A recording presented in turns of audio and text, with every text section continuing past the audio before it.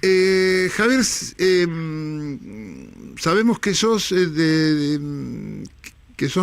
sos quien ha denunciado amenazas particulares a tuiteros, que el gobierno le mandó gente a la casa. ¿Qué nos podés contar esto? O sea, amenazas no por redes, sino amenazas de un señor que va a tu casa. Mira, hay todo un grupo que yo irónicamente lo llamo grupo de tareas digital. Hay un grupo de tuiteros que sabemos que responden directamente a las órdenes de Santiago Caputo, sino directamente el presidente de la Nación. Muchos de ellos cobran, algunos están nombrados con cargos en Casa Rosada.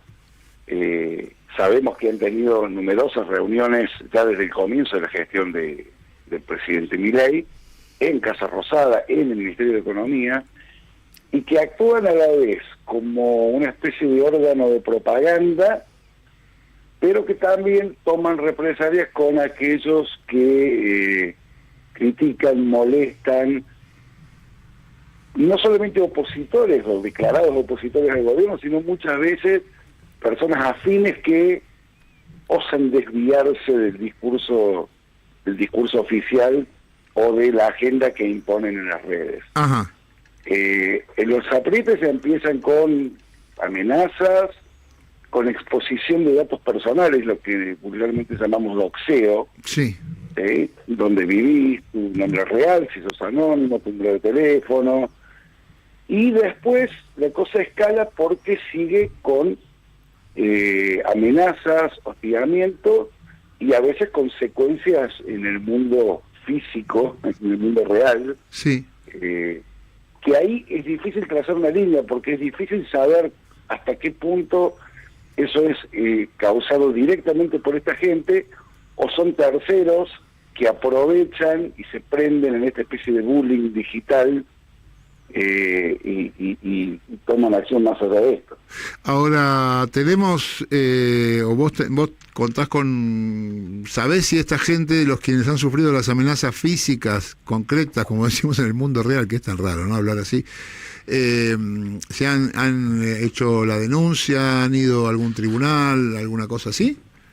Mira, hasta donde yo sé, hay alguna denuncia, porque esto empezó incluso antes de que esta gente, de que Milei llegara al poder, porque estos son grupos que se fueron armando, que no necesariamente tenían una pertenencia partidaria, que se dedicaban, recordarán quizá la famosa banda de los osos gordos, que básicamente era un grupo de tuiteros, hombres, Ajá. que se dedicaban sobre todo a hostigar mujeres, feministas. Ajá. Y bueno, la cosa viene de ahí. Sé que ha habido varias presentaciones judiciales hace ya tiempo por acoso, por amenazas coactivas, amenazas anónimas. Que yo sepa, a la fecha ninguna llegó a nada. ¿Por qué? Por la dificultad, digamos, de investigar estas cosas, sumado a la lentitud y el desborde de la justicia. Claro. Javier, y para hacer esto, el doxeo, esto de publicar los datos de la intimidad de las personas, ¿lo puede hacer cualquiera o es necesario tener acceso a instancias estatales para saber dónde viví, quién sos, la cuenta del coso, tus hijos? Lamentablemente en este país, con la cantidad de información personal, privada, digamos, que se puede encontrar de fuentes públicas, es bastante fácil. Casi que lo puede hacer cualquiera que tenga tiempo libre. Uh-huh. Y un par de indicios como para ponerse a buscar en las redes, sumado a veces al poco cuidado que tenemos al exponer nuestros datos, al crear nuestros perfiles, donde por ahí damos información de más, y en general es bastante fácil llegar, y sabemos que una vez que uno tiene el nombre y el DNI de una persona, se puede conseguir de todo, se puede conseguir movimientos bancarios, historial crediticio, teléfono, domicilio, datos de la familia. Claro. De forma gratuita, de fuente pública, o a veces pagando algún servicio, una consulta a Gnosis o de los tantos servicios de venta de información personal que hay. Ajá. Javier, ¿qué tal? Lautaro Fernández Mayán te saluda. Con respecto a estos ataques, la pregunta es a cualquier usuario, esos usuarios que tienen muchos seguidores, ¿cómo respondieron estos usuarios? Si el miedo les ganó y se bajaron de las redes, ¿cómo están accionando en tu conocimiento? Mira, en general lo que más hemos visto es a gente que les resulta molesta, que publica información que los compromete o que los expone. Esto empezó, uno de los casos, que un tuitero llamado Antiponcista, que nunca dio su identidad, un tuitero anónimo, digamos, no hay nada malo en ser anónimo en las redes, es un derecho. Uh-huh. Bueno, esta persona, junto con otro tuitero, tuvieron la idea de hacer un pedido de acceso a la información pública, pidiendo las entradas y salidas de Casa Rosada, cosa que es información pública, ¿sí? Cuando uno entra a Casa Rosada tiene que dejar sus datos, dejar asentado a qué dependencia va, se asienta la entrada y la salida. Bueno, pidieron esta información, se la dieron y empezaron a cruzarla con datos que se tenían de fuentes periodísticas. Lo dijo Estefanía Pozo en C5N, lo dijo Manu Joven TN, que había un grupo de tuiteros que se habían reunido o que iban asiduamente a Casa Rosada. Hicieron un cruce y empezaron a identificar, decir, bueno, este tuitero que es anónimo es esta persona. Y empezaron a exponerlos, pero sin publicar información personal, o sea, ponían, este tuitero es tal persona. Y se reunió o va asiduamente a Casa Rosada, o se reunió con el ministro Caputo. Al punto que algunos de ellos, cuando fueron nombrados, cuando fueron mencionados, digamos, expuestos por esta persona, al otro día salió el gobierno a darle un cargo para blanquearlo. Ajá. ¿Sí? Bueno, sí. Esto claramente los molestó muchísimo y esta persona, primero, pusieron sus datos personales, no solamente su nombre, su foto, sino su domicilio, después empezaron a aparecer fotos del frente de la casa, tomados con Google Maps, ¿sí? Cualquiera con un domicilio va con el mapita de Google, se para al frente de la casa y toma una foto. Uh-huh. Pero después, por lo que él mismo contó en Twitter, empezó a recibir amenazas en la casa, gente que iba a comprar algo de publicaciones falsas que le habían hecho como que vendían cosas, ¿sí? Hasta que finalmente lo amenazaron y no sabemos más porque justamente su cuenta desapareció. Se tuvo que borrar, tuvo que directamente bajar su perfil como si nunca hubiera existido. Estamos conversando con Javier Esmaldone, que es consultor informático. Javier, el macrismo también tuvo su granja de trolls, etcétera, pero no estaba dentro de la casa de gobierno, no había tanta claridad en cuanto a que eran trabajadores del Estado, como en este caso. ¿Hay algún marco que regule esto? O sea, parece que es legal y está todo bien tener un grupo de tipos que se dedican a activar en las redes todo tipo de mensajes, muchas veces amenazantes, falsos, etcétera. A ver, pensemos que un partido político tenga, así como tiene gente que hace militancia en las calles o en los barrios o en una unidad básica, en un local partidario, sería lícito que también tenga gente haciendo militancia en las redes, poniendo mensajes, haciendo campañas, lo que sea, no hay nada mal en eso. El problema es cuando esta gente, como pasado con este grupo, que fíjense justamente después de que salió esto a la luz, decidieron sacarlos de Casa Rosada y llevarlos afuera. Ajá. ¿Sí? Con lo cual ya no hay registro de quién entra y quién sale. Claro. ¿Sí? Ya no hay ese control. Ahí claramente ahí se equivocaron, falta de experiencia, como tantas otras cosas con este gobierno. Claro. El problema es que uno puede cuestionar el accionar de estas granjas de trolls o grupos que operan en las redes, pero cuando la cosa ya excede las redes, pasa al mundo físico, cuando a una persona le suena el teléfono a las 3 de la mañana, o le tocan el timbre, o le hacen una pintada, o le ponen un pasacalle frente a la casa. Recordemos que una cosa parecida le pasó a la diputada Lilia Lemoyne hace unos años. No sabía. Y ella se lo adjudicó a gente del propio partido, que estaba enojado con ella y que le hicieron la campaña hasta pasacalle y le pusieron en la casa. Ajá. En la casa. Claro. Javier, Pablo Di Pierri te saluda, buen día. Buen día, ¿qué tal? También esto le ocurrió, como vos señalabas, a Lía Lemoine, pero a usuarios de Twitter que forman parte de estos grupos de tareas digitales o que al menos constelan en el mismo universo de la estrategia digital del gobierno. Es decir, hubo usuarios de Twitter partidarios del gobierno que han sido perseguidos o atosigados por algunos de los que toman decisiones. No se mencionan algunos portales al Gordodán, por ejemplo. ¿Se sabe qué pasó en las últimas semanas o cuál es la última información disponible sobre cómo está operando este grupo de tareas digital? Ahora aparentemente sí es cierto, hubo varios casos, como decía al principio, y muchas veces los ataques más violentos son a gente o propia o afín. No tanto el que es abiertamente opositor, que es por ahí sobre los que pueden ejercer más control, donde pueden amenazar, donde hay un conocimiento por ahí de quién es la otra persona y es más fácil llegar a ella.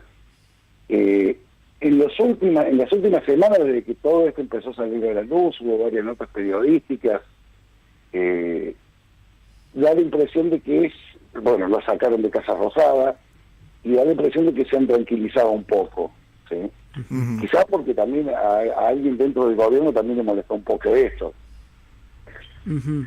Digamos, que se supiera esto, que se tomara la visibilidad, que se diera, incluso lo dijo el propio Bonelli, que no es un periodista opositor precisamente, que Santiago Caputo tomaba fondos reservados de AFI para pagarle a esta gente.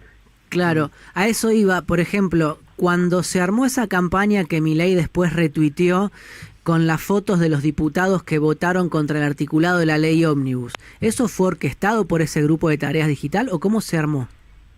Parece que sí, parece que todo empieza con este grupo, arman, instalan temas, lo mueven entre ellos y el presidente después se suma fabeando o retuiteando. Sí, de manera que uno podría distinguir que una cosa es cuando ocurre contra diputados que de alguna forma tienen curtido el cuero por las críticas de la opinión pública, pero otra cosa distinta es cuando se habla de ciudadanos que no representan o no ejercen un cargo representativo y padecen este tipo de persecuciones más crudas.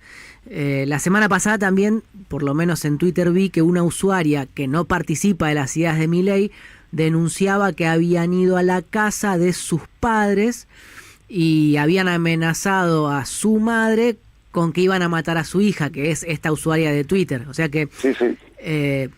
Lo pongo acá en consideración para que también la audiencia sepa cuál es la gravedad del asunto que estamos conversando. Sí, y este es un usuario que lo que hace desde hace mucho tiempo, organiza spaces de Twitter, que son una especie de salas virtuales de reunión, donde la gente conversa, y ella, si bien creo que tiene una ideología peronista, sí, en esos spaces invitaba gente de distintas ideas políticas, mucho libertario, mucho liberal, y se discutía, se charlaba, y se ve que, ella obviamente era crítica, digamos, del libertarianismo, o como se llame esto, y se ve que en un momento les empezó a molestar. Claro. Les empezó a molestar y empezó también a sufrir este tipo de cosas. Les recuerdo a los oyentes que estamos hablando con Javier Esmaldone, que es consultor informático. Javier, vos también tuviste, pero lo tuyo fue diferente, ¿no? Vos sufriste un allanamiento. O sea, sí, fue la policía a tu casa. Como se dice vulgarmente, me metieron por la ventana. No sé si recuerdan, fue en el año 2019 la filtración masiva de datos de la Policía Federal de Argentina. Uh-huh. Que ocurrió básicamente por desidia, por pésimo mantenimiento de la seguridad de los sistemas de la Policía Federal de Argentina, que venía ocurriendo desde hacía tiempo, y yo era una de las personas que visibilizaba esto, que estaban pasando estas cosas, que no se investigaba debidamente, que hasta se llegó a detener perejiles, y cuando la cosa reventó, la ministra, por entonces también ministra Patricia Bullrich, no tuvo mejor idea que meterme por la ventana y acusarme a mí de haber participado de esto. Sí. Fui allanado, fui metido en una causa penal por primera vez en mi vida, y después de 2 años y poquito fui finalmente sobreseído y la causa fue archivada, o sea que quedó en la absoluta nada. Javier, y teniendo en cuenta este antecedente con Burrich, que hoy vuelve a ser ministra justamente de Seguridad, y viendo cómo se mueve en este grupo de tarea digital que comanda Santiago Caputo, ¿vos sos target en este momento de esta gente? Y tratando de ser objetivo, creo que sí. Obviamente, tengo cuidado, todo el cuidado que uno puede tener, porque cuando la estrategia es incriminar a gente que no hizo nada, uno mucho no se puede cuidar, más que no hacer nada. Claro. Nada ilegal y nada malo, pero bueno. Claro. Tarde para la mente, yo ya estoy expuesto, ya tengo cierta visibilidad en las redes, siempre hablé de estas cosas, no me voy a callar ahora. Javier, ¿esto ocurre u ocurrió con otras experiencias del tipo de la de Milei en el gobierno? Es decir, ¿Bolsonaro o Trump tenían este ejército de trolls? En las redes sí, en las redes siempre ha habido. Me refiero al pasaje a la amenaza en la casa o a un familiar. Eso yo no lo he visto, no conozco, no he estado demasiado incluido en las cuestiones de Brasil durante el gobierno de Bolsonaro, pero al menos que sea de hecho público no han pasado estas cosas. Y esperemos que aquí esto se corte. Claro. Ahora que se visibilizó, ahora que aparentemente se ha encarnado un poco, que no siga creciendo. Recordemos también que tenemos el caso de la militante de Hijos, que directamente entró a su casa y se encontró con 2 tipos adentro. Claro. Claro. No digo que sea la misma gente, digo que esto aparte de algo que se por ahí propicia o alienta desde el gobierno, como decía al principio. Por ahí yo no sé si la persona que cae a hacerle una pintada a la casa de alguien que te han escrachado en las redes es mandado directamente por Santiago Caputo. Pero claramente sí es propiciado esa actitud, ese tipo de ataques son propiciados y alientados. Recordemos al presidente gritando zurdos, tiemblen zurdos de mierda. Claro. Javier, esta cercanía que está trabajando Milei con Elon Musk, que es el dueño de Twitter, de X, y por lo menos este rumor de que podrían venir las oficinas de Twitter acá a Buenos Aires, y eso te lo mezclo todo y a ver contame vos, si esto cambiaría algo, tener las oficinas de Twitter acá, te cambiaría algo para nosotros. Y la otra cuestión es cuándo Twitter baja o no baja cuentas, cuándo borra mensajes, todas estas cosas, ¿no? ¿Cuánto de complicidad hay en la empresa? Mira, si realmente Twitter viviera aquí en la Argentina sería una mejora, porque tendría que responder a las leyes argentinas. Vale decir, un juez le daría un oficio pidiendo información ante la comisión de un delito, este tipo, y sería un trámite de 48 horas. Actualmente, al estar en Estados Unidos, hay que liberar un exhorto internacional a través de Cancillería, que cae de la justicia de Estados Unidos, que resuelve un juez local, Sí. Y eso sabemos que puede tardar de 6 meses a nunca.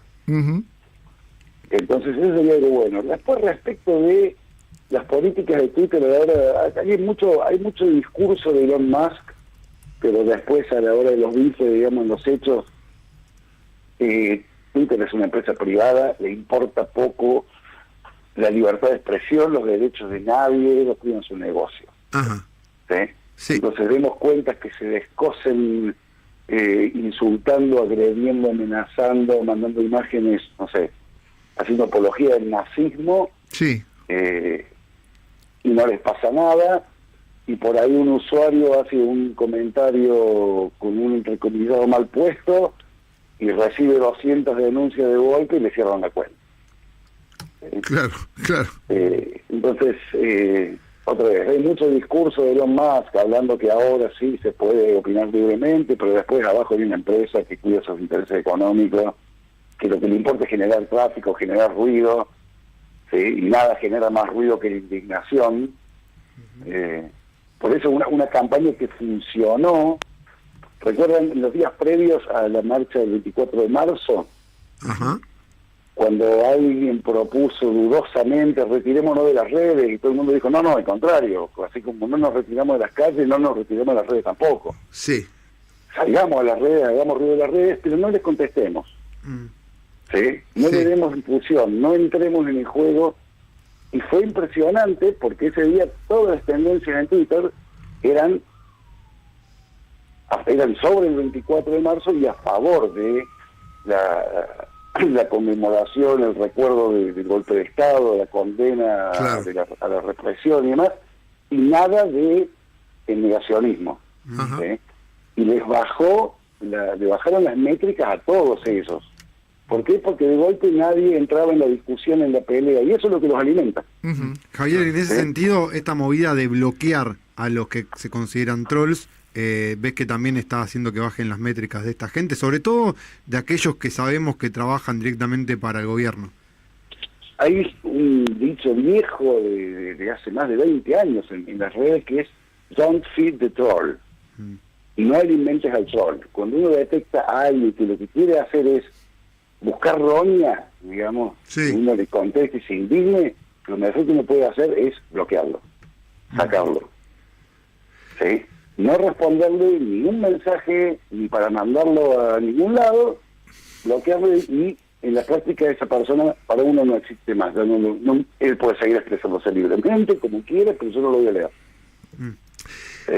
Javier, te agradecemos muchísimo. Antes de saludarte, algo que no te hayamos preguntado sobre lo que quieras alertar, o algo que te esté preocupando, que estás viendo y que nosotros seguramente no vemos, Bueno, o no. son tantas cosas, pero seguramente usted también las ve.